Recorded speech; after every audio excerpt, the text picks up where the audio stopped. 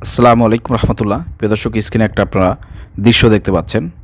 এই দৃশ্যটা দেখার পরে বাংলাদেশের অনেকের কাছে ভালো লাগবে, আর বিশেষ করে বাংলাদেশে যারা ভারতীয় দালাল আছে, রয়্যাল এজেন্ট আছে, তাদের কাছে কিন্তু এই দৃশ্যটা ভালো লাগবে না।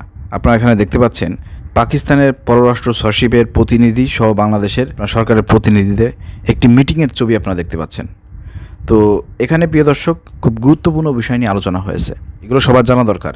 ৭১-এ গণহত্যার জন্য পাকিস্তানকে ক্ষমা চাওয়ার আহ্বান করেছে ঢাকার এই যে অর্থমন্ত্রীগুলো, সরকারের যারা প্রতিনিধি আছেন, যারা তাদের সঙ্গে বৈঠক করেছেন, তারা এই আহ্বান জানিয়েছে। আরও গুরুত্বপূর্ণ বিষয় নিয়ে প্রিয় দর্শক এখানে আলোচনা হয়েছে, আমি আপনাদের সামনে তুলে ধরব।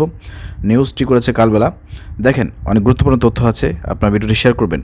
৭১-এ গণহত্যার ক্ষমা চাওয়া, বাংলাদেশের টাকা ফেরত নেওয়া এবং আটকে পড়া পাকিস্তানিদেরকে ফেরত নিতে পাকিস্তানের কাছে সহযোগিতা চাওয়া হয়েছে বলে জানিয়েছেন পররাষ্ট্র সচিব মোহাম্মদ জসিমউদ্দিন।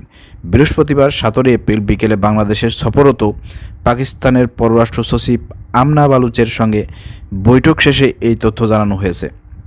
বৈঠকের পর পররাষ্ট্র মন্ত্রণালয়ের এক ব্রিফিংয়ে জসিমউদ্দিন জানান, বাংলাদেশের টাকা ফেরত দিতে আলোচনায় এগিয়ে নিতে রাজি হয়েছে ইসলামাবাদ। পাকিস্তানের কাছ থেকে $৪.৫২ বিলিয়ন দাবি করেছে বাংলাদেশ। সাব্বাস বাংলাদেশের পররাষ্ট্র সচিব যারা আছেন, খুব কার্যকরী একটা পদক্ষেপ গ্রহণ করেছেন আপনারা। তিনি জানান, শীঘ্রই বাংলাদেশ পাকিস্তান সরাসরি ফ্লাইট চালুর বিষয়ে একমত হয়েছে বৈঠকে। পাকিস্তানের সঙ্গে দ্বিপাক্ষিক সম্পর্ক সামনের দিনগুলোতে আরও এগিয়ে নিয়ে যাওয়ার বিষয়ে প্রধান উপদেষ্টার সঙ্গে পাকিস্তানের পররাষ্ট্র সচিব আলোচনা করেছেন। এছাড়া বাণিজ্য, জলবায়ু পরিবর্তন মোকাবেলা, পরিবহন, যোগাযোগ উন্নয়ন নিয়েও আলোচনা হয়েছে।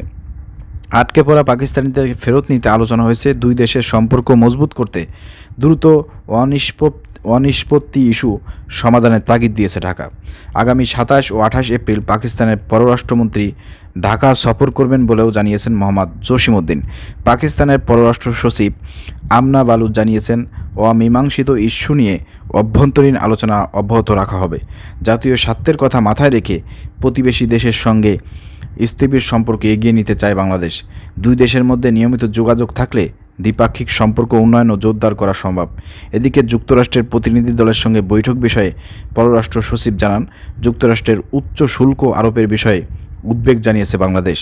রোহিঙ্গা ইস্যুতে যুক্তরাষ্ট্রের মানবিক ও রাজনৈতিক সহযোগিতা অব্যাহত রাখার আহ্বান জানানো হয়েছে। আলোচনা হয়েছে সার্ক সচল করা নিয়ে, দ্বিপাক্ষিক বিষয়ে আলোচনা হয়েছে চলমান সংস্কার ও নির্বাচন নিয়ে। প্রিয় দর্শক, এখানে গুরুত্বপূর্ণ একটা বিষয় হচ্ছে যে পাকিস্তানের সাথে যে বিষয়গুলো নিয়ে বাংলাদেশের পররাষ্ট্র সচিবরা কথা বলেছেন, খুবই ইম্পর্টেন্ট বিষয়। আর এই বিষয়গুলো নিয়ে যখন আলোচনা হয়েছে, তখন ভারতের কিন্তু গা জ্বালা পড়া শুরু করে দিয়েছে। আপনারা এবার ঈদে দেখেছেন যে ভারতের কোনো কাপড় চোপড় এবং জিনিসপত্র বাংলাদেশে তেমন কিন্তু আমদানি হয় নাই। ভারত কিন্তু বাংলাদেশে আর ব্যবসা করতে পারে নাই, আর ব্যবসা করতে পারবেও না।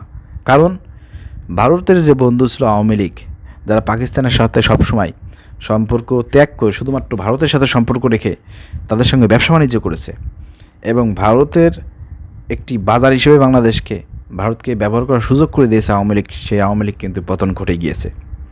তাদের পতন ঘটে গিয়েছে মানে বাংলাদেশের ভবিষ্যৎ উজ্জ্বল। বাংলাদেশ এখন শুধু ভারতের উপর নির্ভরশীল থাকবে না, ভারতের দিকে তাকিয়ে থাকবে না। পণ্যদ্রব্য থেকে শুরু করে যে কোনো প্রয়োজনীয় জিনিসপত্র এখন শুধু ভারতের দিকে তাকিয়ে থাকবে না।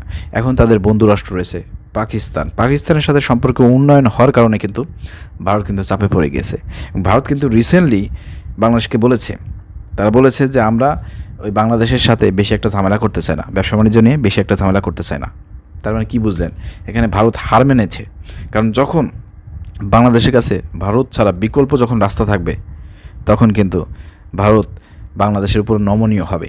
এটাই স্বাভাবিক ব্যাপার, সেটাই কিন্তু আমরা লক্ষ্য করতে পারতেছি। তো আলহামদুলিল্লাহ, বর্তমানে অন্তর্বর্তীকালীন সরকারের পররাষ্ট্র সচিব যারা আছেন, যারা এই কাজগুলো করতেছেন, আপনাদেরকে অসংখ্য ধন্যবাদ।